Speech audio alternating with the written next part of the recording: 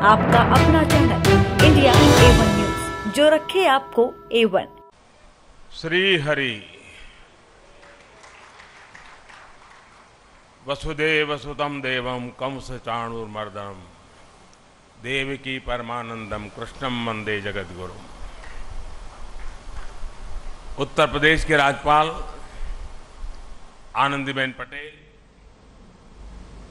मुख्यमंत्री श्रीमान योगी आदित्यनाथ जी, गीता प्रेस के श्री केशवराम अग्रवाल जी, श्री विष्णु प्रसाद जी, सांसद भाई रवि किशन जी, अन्य महानुभाव, देवी और सज्जनों, सावन का पवित्र मास, इंद्रदेव का आशीर्वाद, शिवावतार गुरु गोरखनाथ की तपोस्थली और अनेकानेक संतों की कर्मस्थली ये गीता प्रेस गोरखपुर। जब संतों का आशीर्वाद फलीभूत होता है तब इस तरह के सुखद अवसर का लाभ मिलता है। इस बार का मेरा गोरखपुर का दौरा विकास भी, विरासत भी, इस नीति का एक अद्भुत उदाहरण है। मुझे अभी चित्रमय शिव पुराण और नेपाली भाषा में शिव पुराण के विमोचन का सौभाग्य मिला है। गीता प्रेस के इस कार्यक्रम के बाद मैं गोरखपुर रेलवे स्टेशन जाऊंगा। आज से ही गोरखपुर रेलवे स्टेशन के आधुनिकीकरण का काम भी शुरू होने जा रहा है। और मैंने जब से सोशल मीडिया पर इसकी तस्वीरें डाली हैं, लोग हैरान होकर के देख रहे हैं। लोगों ने कभी सोचा ही नहीं था कि रेलवे स्टेशनों का भी इस तरह कायाकल्प हो सकता है। और उसी कार्यक्रम में मैं गोरखपुर से लखनऊ के लिए वंदे भारत ट्रेन को हरी झंडी दिखाऊंगा और उसी समय जोधपुर से अहमदाबाद के बीच चलने वाली वंदे भारत एक्सप्रेस को भी रवाना किया जाएगा। वंदे भारत ट्रेन ने देश के मध्यम वर्ग को सुविधाओं और सहूलियतों के लिए एक नई उड़ान दी है। एक समय था जब नेता लोग चिट्ठियां लिखा करते थे कि हमारे क्षेत्र में इस ट्रेन का एक जरा होल्ड बना लें, उस ट्रेन का होल्ड बना लें। आज देश के कोने कोने से नेता मुझे चिट्ठियां लिखकर कहते हैं कि हमारे क्षेत्र से भी वंदे भारत चलाइए। ये वंदे भारत का एक क्रेज है। इन सारे आयोजनों के लिए मैं गोरखपुर के लोगों को, देश के लोगों को बहुत बहुत बधाई देता हूं। साथियों, गीता प्रेस विश्व का ऐसा इकलौता प्रिंटिंग प्रेस है जो सिर्फ एक संस्था नहीं है बल्कि एक जीवंत आस्था है। गीता प्रेस का कार्यालय करोड़ों करोड़ लोगों के लिए किसी भी मंदिर से जरा भी कम नहीं है। इसके नाम में भी गीता है और इसके काम में भी गीता है। और जहां गीता है वहां साक्षात कृष्ण है, और जहां कृष्ण है वहां करुणा भी है, कर्म भी है, वहां ज्ञान का बोध भी है और विज्ञान का शोध भी है। क्योंकि गीता का वाक्य है वासुदेवः सर्वम, वासुदेवः सर्वम, सब कुछ वासुदेवमय है, सब कुछ वासुदेव से ही है, सब कुछ वासुदेव में ही है।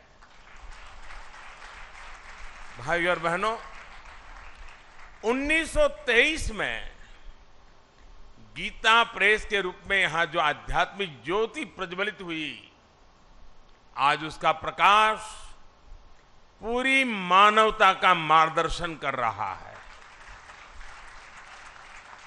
हमारा सौभाग्य है कि हम सभी इस मानवीय मिशन की शताब्दी के साक्षी बन रहे हैं। इस ऐतिहासिक अवसर पर ही हमारी सरकार ने गीता प्रेस को गांधी शांति पुरस्कार भी दिया है। गांधी जी का गीता प्रेस से भावनात्मक जुड़ाव था। एक समय में गांधी जी कल्याण पत्रिका के माध्यम से गीता प्रेस के लिए लिखा करते थे और मुझे बताया गया कि गांधी जी ने ही सुझाव दिया था कि कल्याण पत्रिका में विज्ञापन न छापे जाएं। कल्याण पत्रिका आज भी गांधी जी के उस सुझाव का 100% अनुसरण कर रही है। मुझे खुशी है कि आज ये पुरस्कार गीता प्रेस को मिला है। ये देश की ओर से गीता प्रेस का सम्मान है, इसके योगदान का सम्मान है और इसकी 100 वर्षों की विरासत का सम्मान है। इन 100 वर्षों में गीता प्रेस द्वारा करोड़ों करोड़ों किताबें प्रकाशित हो चुकी है। आंकड़ा कभी कोई 70 बताता है, कोई 80 बताता है, कोई 90 करोड़ बताता है। ये संख्या किसी को भी हैरान कर सकती है और ये पुस्तकें लागत से भी कम मूल्य पर बिकती हैं, घर घर पहुंचाई जाती है। आप कल्पना कर सकते हैं इस विद्या प्रवाह ने कितने ही लोगों को आध्यात्मिक बौद्धिक तृप्ति दी होगी, समाज के लिए कितने ही समर्पित नागरिकों का निर्माण किया होगा। मैं उन विभूतियों का अभिनंदन करता हूं जो इस यज्ञ में निष्काम भाव से बिना किसी प्रचार के अपना सहयोग देते रहे हैं। मैं इस अवसर पर सेठ जी, श्री जयदयाल गोयनका जी और भाई जी श्री हनुमान प्रसाद पोद्दार जैसी विभूतियों के प्रति अपनी श्रद्धांजलि भी अर्पित करता हूं। साथियों, गीता प्रेस जैसी संस्था सिर्फ धर्म और कर्म से नहीं जुड़ी है, बल्कि इसका एक राष्ट्रीय चरित्र भी है। गीता प्रेस भारत को जोड़ती है, भारत की एकजुटता को सशक्त करती है। देश भर में इसकी 20 शाखाएं हैं। देश के हर कोने में रेलवे स्टेशनों पर हमें गीता प्रेस का स्टॉल देखने को मिलता है। 15 अलग अलग भाषाओं में यहां से करीब 1600 प्रकाशन होते हैं। गीता प्रेस अलग अलग भाषाओं में भारत के मूल चिंतन को जन जन तक पहुंचाती है। गीता प्रेस एक तरह से एक भारत श्रेष्ठ भारत की भावना को प्रतिनिधित्व देती है। साथियों, गीता प्रेस ने अपने 100 वर्षों की ये यात्रा एक ऐसे समय में पूरी की है जब देश अपनी आजादी के 75 वर्ष मना रहा है। इस तरह के योग केवल संयोग नहीं होते। 1947 के पहले भारत ने निरंतर अपने पुनर्जागरण के लिए अलग अलग क्षेत्रों में प्रयास किए। अलग अलग संस्थाओं ने भारत की आत्मा को जगाने के लिए आकार लिया। इसी का परिणाम था कि 1947 आते आते भारत मन और मानस से गुलामी की बेड़ियों को तोड़ने के लिए पूरी तरह तैयार हो गया। गीता प्रेस की स्थापना भी इसका एक बहुत बड़ा आधार बनी। 100 साल पहले का ऐसा समय जब सदियों की गुलामी ने भारत की चेतना को धूमिल कर दिया था। आप भी जानते हैं कि इससे भी सैकड़ों साल पहले विदेशी आक्रांताओं ने हमारे पुस्तकालयों को जलाया था। अंग्रेजों के दौर में गुरुकुल और गुरु परंपरा लगभग नष्ट कर दिए गए थे। ऐसे में स्वाभाविक था कि ज्ञान और विरासत लुप्त होने की कगार पर थे। हमारे पूज्य ग्रंथ गायब होने लगे थे।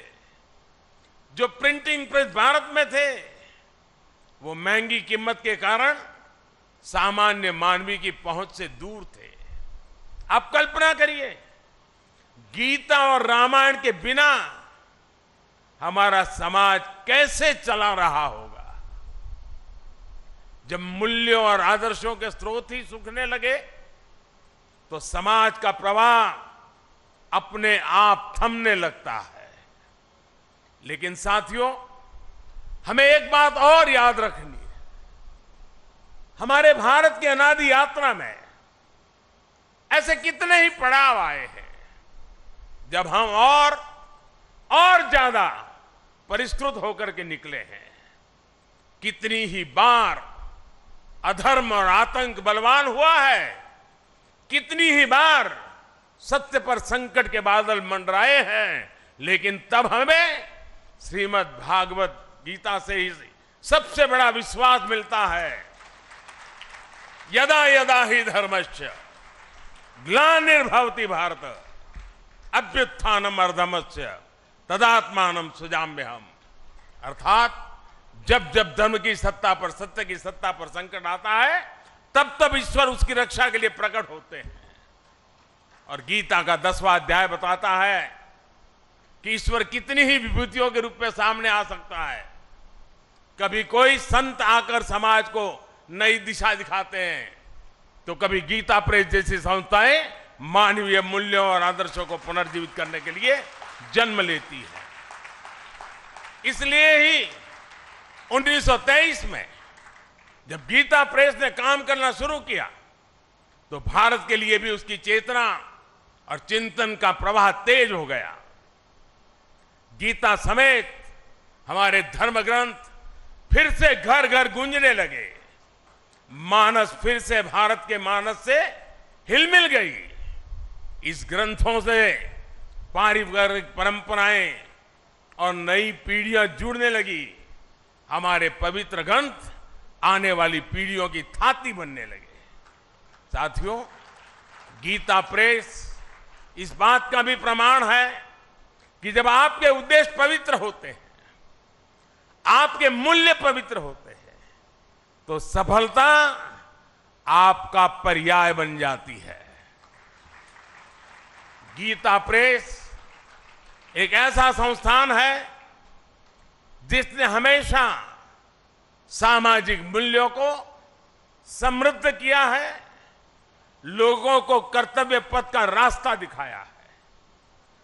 गंगा जी की स्वच्छता की बात हो, योग विज्ञान की बात हो, पतंजलि योग सूत्र का प्रकाशन हो, आयुर्वेद से जुड़ा आरोग्य अंक हो, भारतीय जीवन शैली से लोगों को परिचित करवाने के लिए जीवनचर्या अंक हो, समाज में सेवा के आदर्शों को मजबूत करने के लिए सेवा अंक और दान महिमा हो, इन सब प्रयासों के पीछे राष्ट्र सेवा की प्रेरणा जुड़ी रही है, राष्ट्र निर्माण का संकल्प रहा है।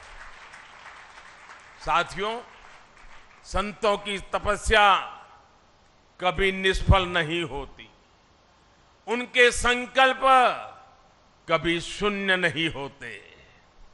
इन्हीं संकल्पों का परिणाम है कि आज हमारा भारत सफलता के नित्य नए आयाम स्थापित कर रहा है।